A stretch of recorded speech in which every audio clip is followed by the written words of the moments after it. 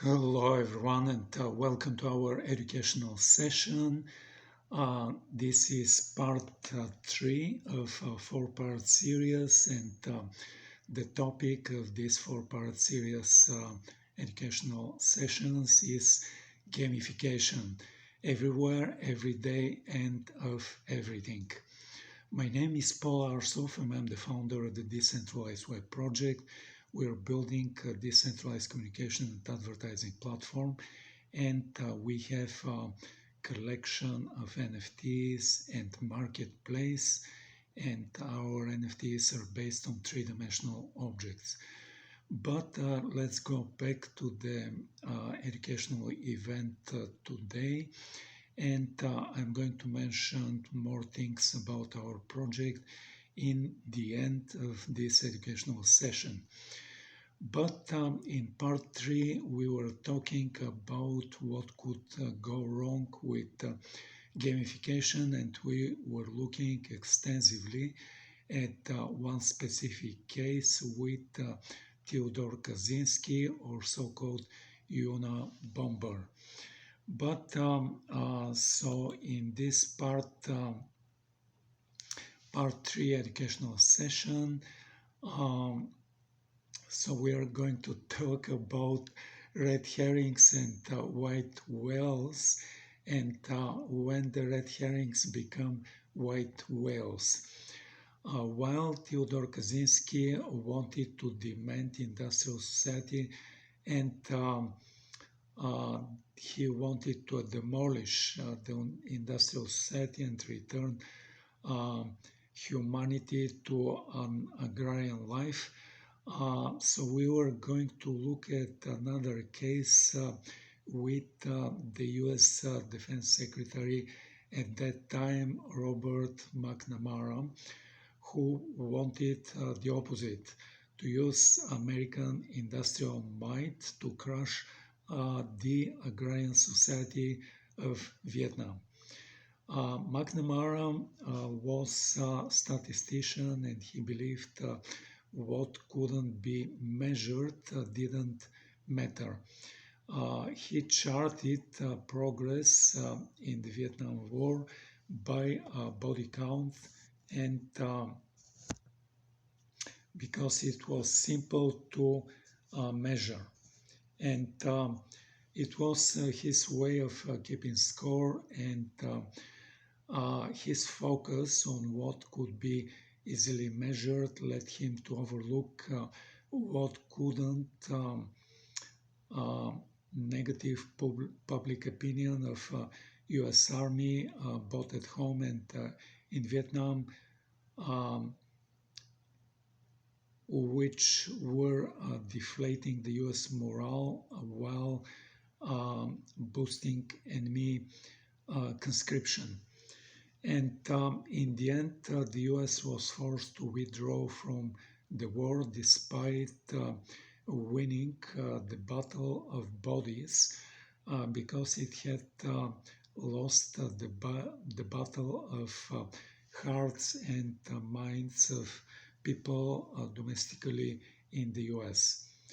Thus, the McNamara fallacy, as it came to be known, refers to the tendency to focus on the most quantifiable measures, even if doing so leads us astray from the actual goals. Put simply, we try to measure what we value, but we end up valuing what we actually measure. And what we measure is rarely what we mean to value.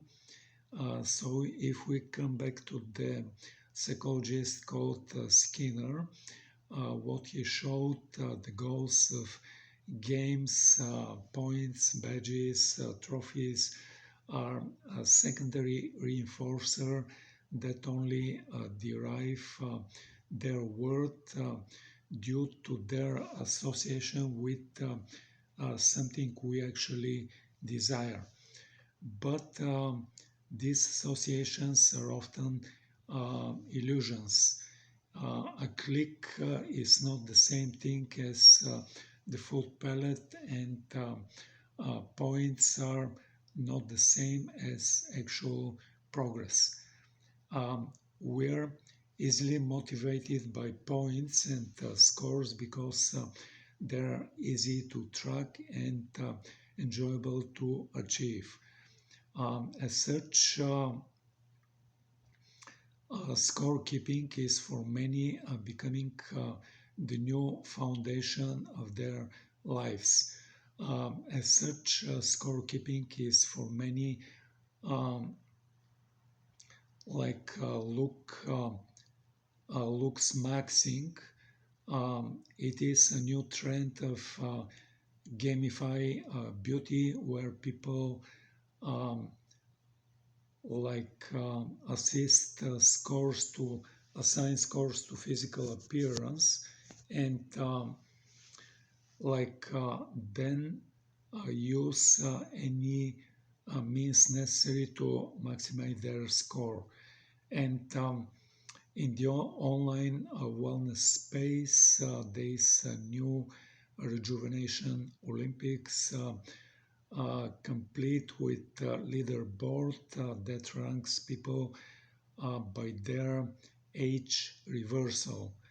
Um, Even sleep has become a game, and many people now use apps like Pokemon Sleep, and uh, which rewards them for scheduling high sleeping score and achieving high sleeping score, and uh, some even compete to get highest sleep ranking. And most such scores are simplifications that don't tell the whole story.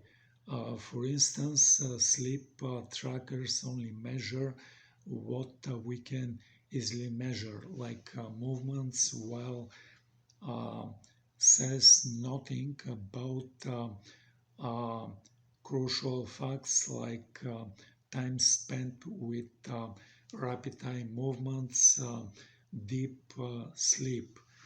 A more accurate measure of how well we sleep would be how refreshed we feel in the morning. But since this can be quantified, it tends to be ignored. Further, if increasing one's youthfulness score requires a daily 2-hour skincare routine, that pill, that 50 pills each morning and night, abstentions from many of life's pleasures, and con- uh, constant fixation with uh, our vital matrix. Is it really worth it? We have to ask ourselves. Or what value is adding a few years of our life if the cost of it is uh, like skipping on life worth living? The scores we use to claim progress can't articulate the nuances of reality, and yet we often tie our life goals and even our self-worth to such arbitrary and illusionary numbers.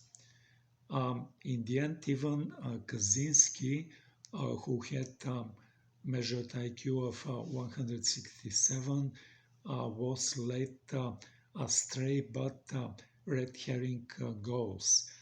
In 1995, like he enacted his endgame, demanding the New York Times and Washington Post print his anti-technologically technological manifesto to prevent further bloodshed.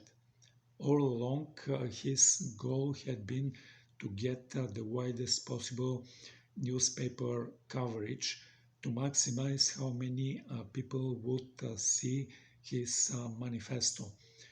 But just like McNamara, he didn't account for what couldn't be quantified, such as how people would actually see his manifesto.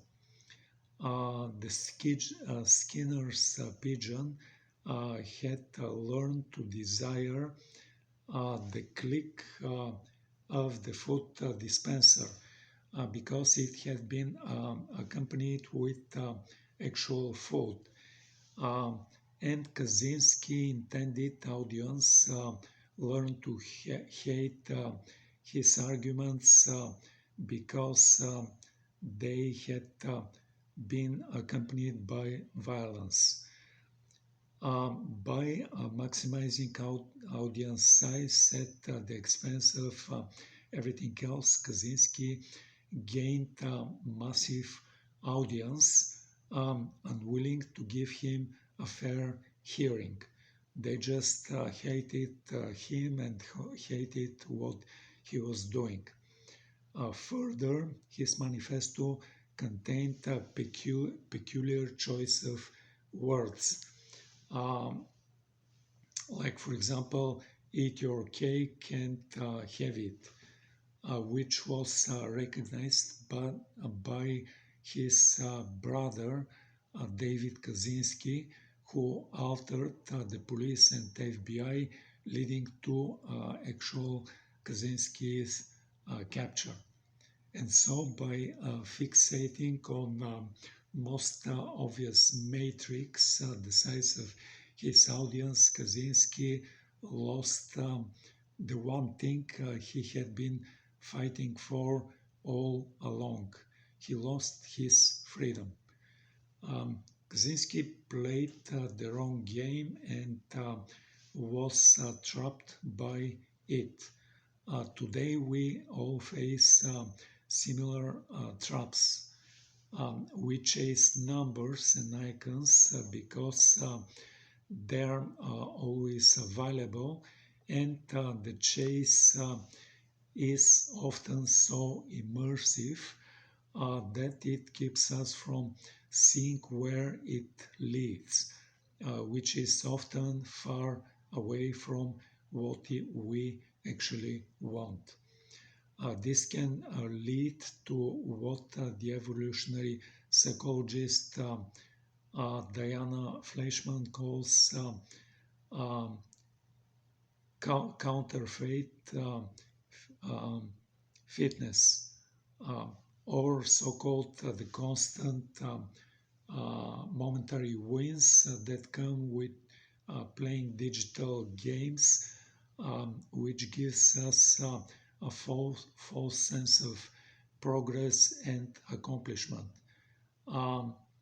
Neurochemical high that feels like victory, but is not actual victory, and which, if it becomes a habit, risks lulling us into out of pursuing true and actual fulfillment and happiness. This explains why so many young men have lost themselves into video games, and they're no longer in employment or in relationships. The false signals they're getting from video game progress combined with sexual reward of online porn are convincing their dopamine pathways in their brains that they're actually winning in life, even as their minds and futures are actually atrophying. it is easy to persuade people into tying their sense of progress to fake and trivial goals. Um, for example, casinos keep their customers happily losing money by distracting them with minor side games, um, which their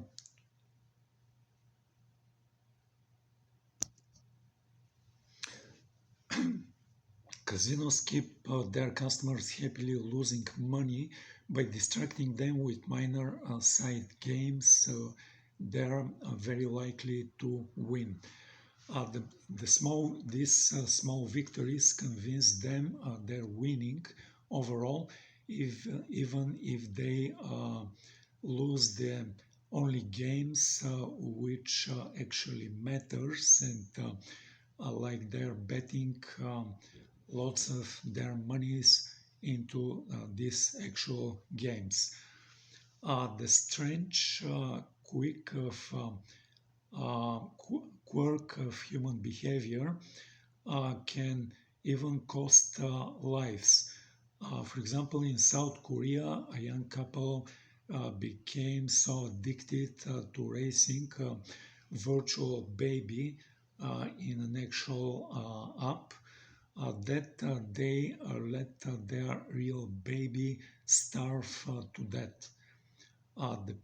These parents, they prioritize what they could actually quantify in an artificial app, leveling up their virtual baby uh, over what they couldn't, the life of their real baby.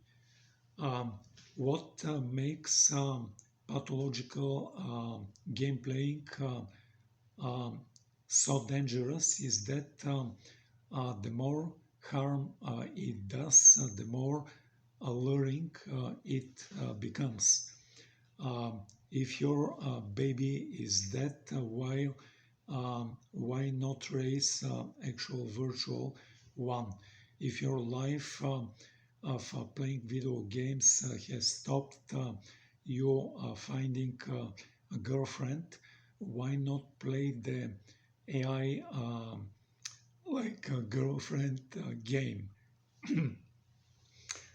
Those bad games they form a feedback loop.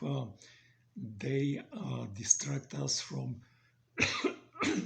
pursuing the things that will bring us a lasting commitment.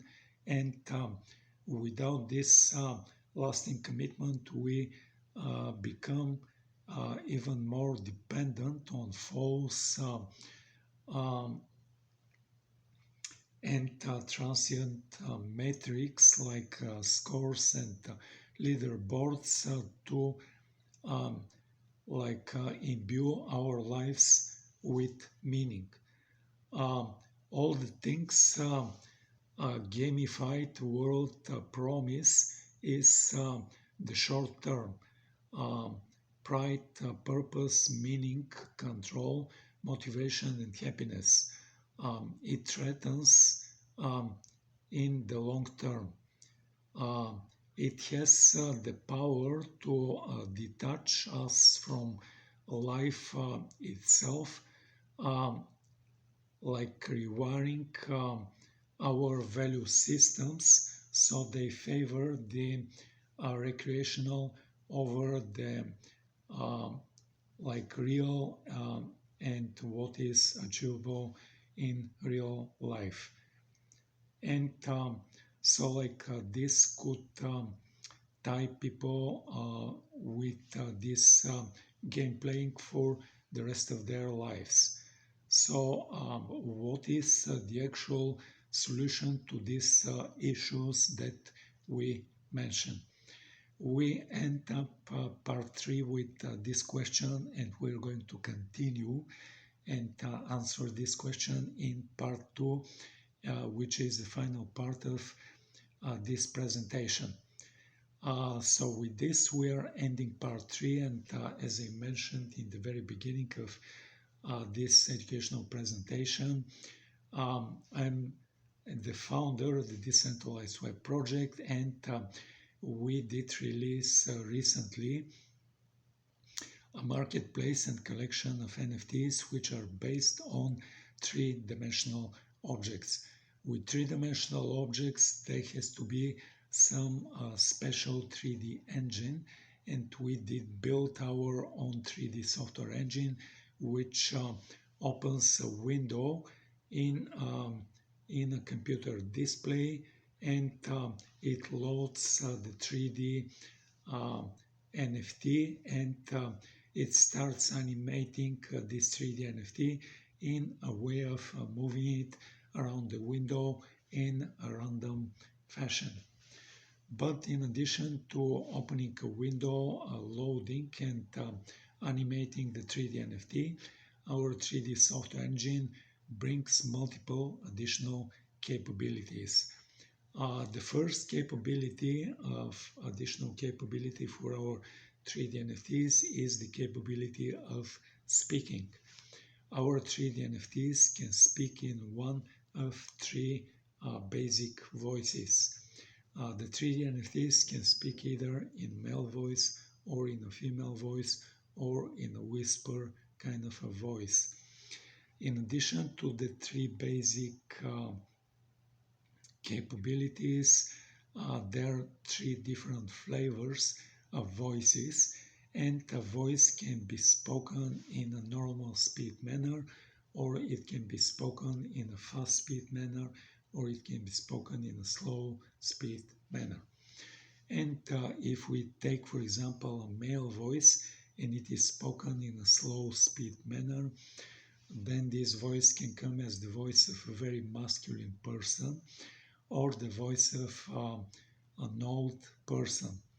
And if on the other hand we take a female voice and it is spoken in a fast speed manner, then this voice can come as the voice of a little girl or the voice of a funny person.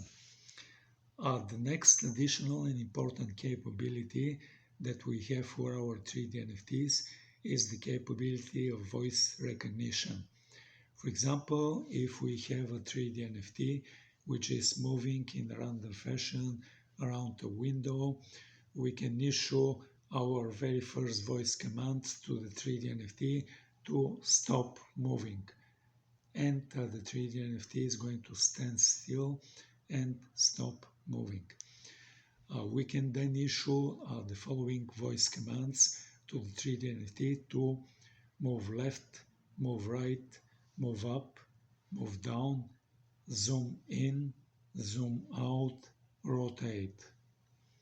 And then the 3D NFT is going to fulfill each one of these separate voice commands and move left, then move right, move up, then move down, come closer, zoom in, go further away, zoom out, and start rotating. That's it regarding to the voice recognition capability. The next important and additional capability that we have for our 3D NFTs is the capability of them having a basic artificial intelligence capability. Wow, really? Wow. You can ask the 3D NFT, who are you? And then the 3D NFT is going to reply with few sentences on who they are. You can ask the 3D NFT, what is your name? And then the 3D NFT is going to answer with their name. You can ask the 3D NFT to describe something. For example, describe Web3, or describe decentralization, or describe Russia. And then the 3D NFT is going to describe in few sentences about Web3 or about decentralization or about the country called Russia. That's it about the basic artificial intelligence capability. The last but not least important capability of our 3D NFTs is the capability of projecting them in a way of stereoscopics. What stereoscopics means is that like part of the 3D NFT is going to be displayed in red or reddish colors, and then another part of the 3D NFT is going to be displayed in blue or bluish colors.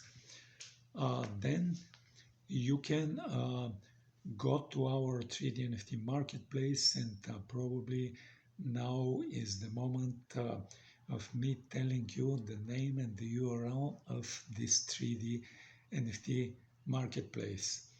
It is 3dnft.decentralizedweb.org. 3D NFT is typed in a way with the number 3 followed by the letter D followed by 3 other letters NFT. Altogether, this is 3D NFT. Then there is dot, then there are two words, decentralized and web. They are typed all together, decentralized web. Then there is dot and it ends with org. Once again, 3dnft.decentralizedweb.org. On the main page of our 3D NFT marketplace, you're going to see the composite image of our very first collection of 3D NFTs. You can click on this composite image, and then you are going to see displayed one after another all of the objects in our first collection of 3D NFTs. Then on the top of the screen, you're going to see a link pointing to accessories.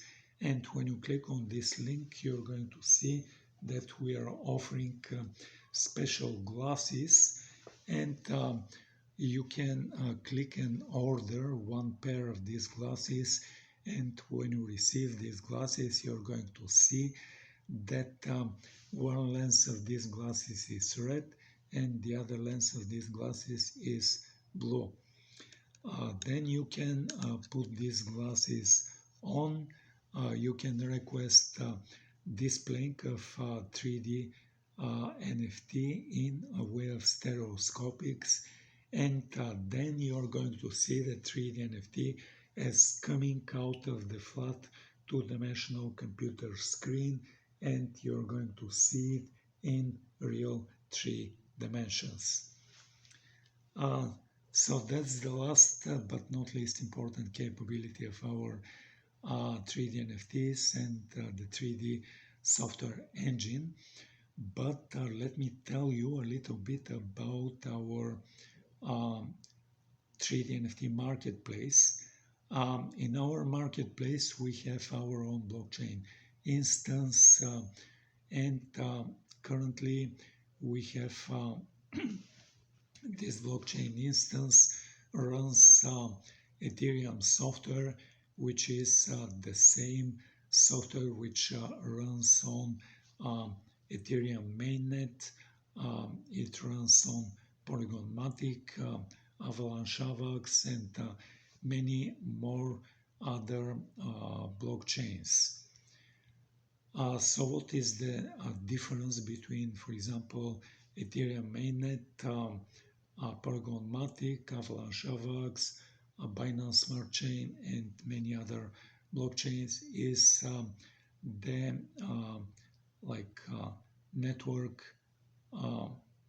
network ID, and the network ID of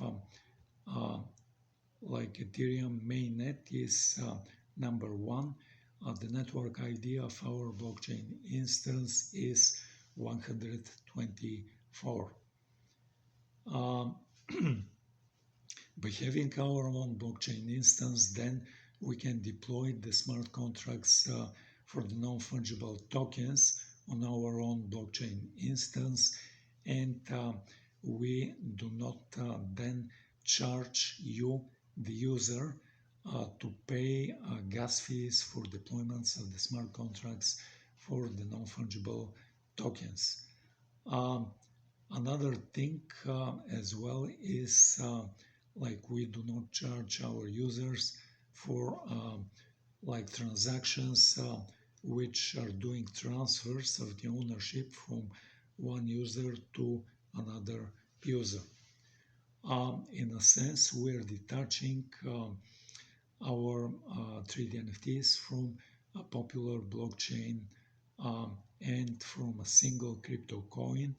And currently, we allow you, the user, to use multiple crypto coins for buying and then receive proceedings from sale for the 3D NFTs. Currently, we have choices of 4 different crypto coins, which include Solana Sol, Polygon Matic, Avalanche Avax, and Qcoin, which is a big centralized crypto exchange. They have a coin called KCS. In addition to buying 3D NFTs and paying with crypto and receiving proceedings from sale in crypto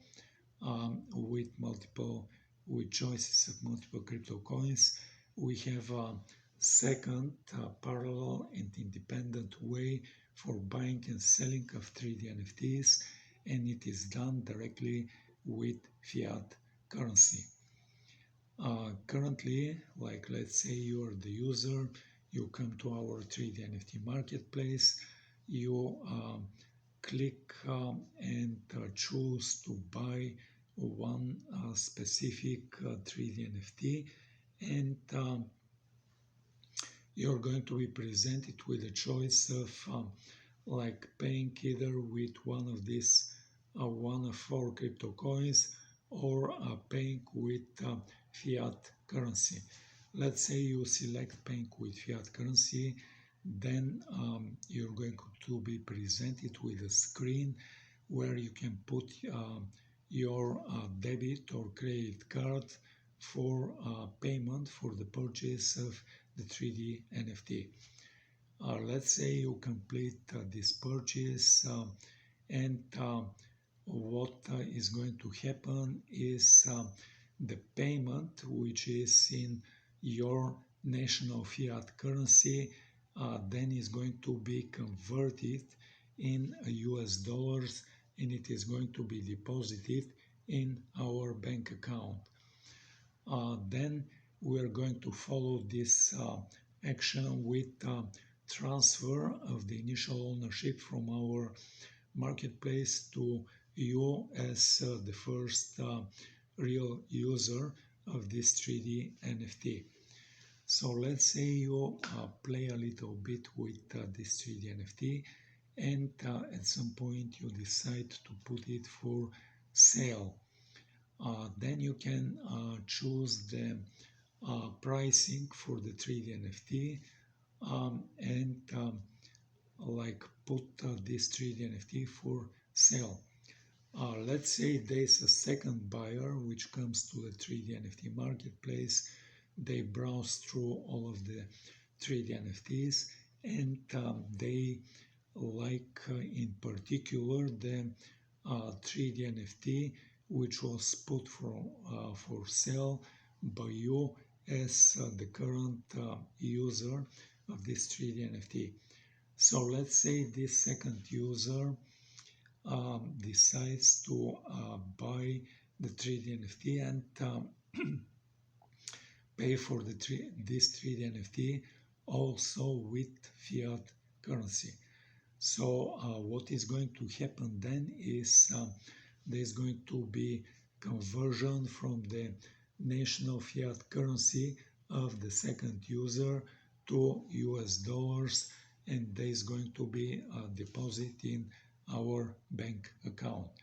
We are going to follow this action with transfer of ownership from the first and initial user to the second user, and then the second user becomes current owner of this 3D NFT. Then we're going to follow this with third action and conversion from US dollars to the national fiat currency of you, the first and currently former owner of this 3D NFT, which has been just now sold. And like we are going to have a transaction from US dollars to convert to the national fiat currency of you, the first user, and then we're going to have a deposit in national fiat currency in your bank account for the proceedings of the sale of this 3D NFT. So what I described is the complete path done entirely in fiat currency, which is a second parallel and independent way for buying and selling of our 3D NFTs. And with this said, I'm ending this presentation and ending little introduction of what we do in our project. I'd like to invite you to come and join our communities, and I did mention the name and the URL of our website. I can mention it again.